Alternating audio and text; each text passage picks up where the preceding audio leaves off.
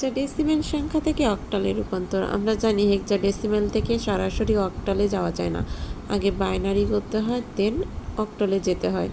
So আমরা ডেসিমেলের কয়টা ঘর লাগে? 4টা ঘর, আর অক্টালের 3টা ঘর।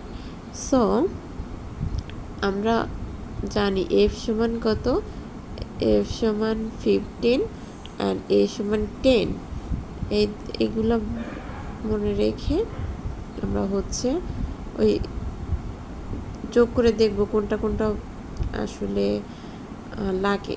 সেখানে 1 বসবে, সেখানে 1 বসবে, বাকি এগুলো 0 বসবে। সো আমি হেক্সাডেসিমেল এর বাইনারি পেয়ে গেলাম। সো ওখান থেকে 3 ঘর করে, আমি যে কোনো অক্টালে 3 ঘর লাগে, সো আমি 3 ঘর করে করে নিলাম। ওইটা 2টা এক্সট্রা নিতে হচ্ছে।